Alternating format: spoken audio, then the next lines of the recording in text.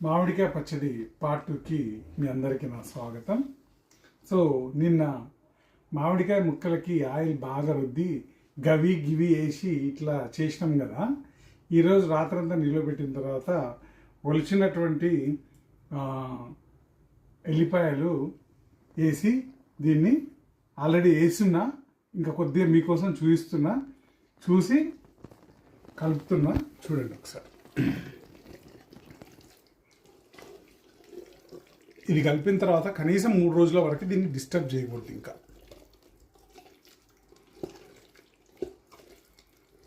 At least ఒక 7 to 10 డేస్లో దీన్ని ఒక 2 to 3 టైమ్స్ కంటే ఎక్కువ కలపకూడదు. సో ముక్కలకి చాలా చక్కగా ఇది అతుక్కుంటుంది. అతుక్కున్న తర్వాత దీన్ని జాగ్రత్తగా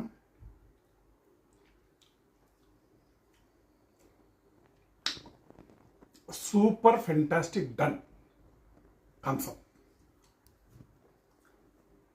స్టాప్. వరల్డ్స్ బెస్ట్ మామిడికాయ పచ్చడి పార్ట్ 2కి మీకు స్వాగతం. నిన్న మనం కలిపిన మిశ్రమాన్ని 3 జాడీలలో డిఫరెంట్ ప్రపోర్షన్స్లో కాయలు మరియు మిశ్రమాలు డిఫరెంట్గా కలపడం జరిగింది. సో ఒక జాడీలో ఉన్న టేస్ట్ ఇంకో జాడీకి రాదు. బికాజ్ ఆ యొక్క ప్రపోర్షన్స్ వల్ల డిఫరెంట్ వాటిలలో ఒకదాన్ని మించి ఒకదానికి ఒక టేస్ట్ వస్తుంది. సో నిన్న ఇది కలిపిన దాన్ని మనం ఓపెన్ చేసి దీంట్లో కొన్ని వెల్లిపాయలు కలుపుకుందాం. దగ్గరికి wow, simply say wow wow.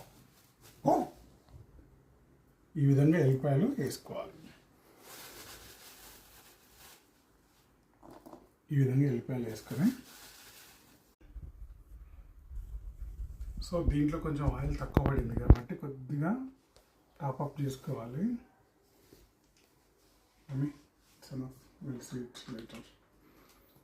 So already ఇందులో ఎల్లిపాయలు వేసినాం కాబట్టి దీన్ని ఒక్కసారి కిందిది పై వరకు అంటే సరిపోతుంది.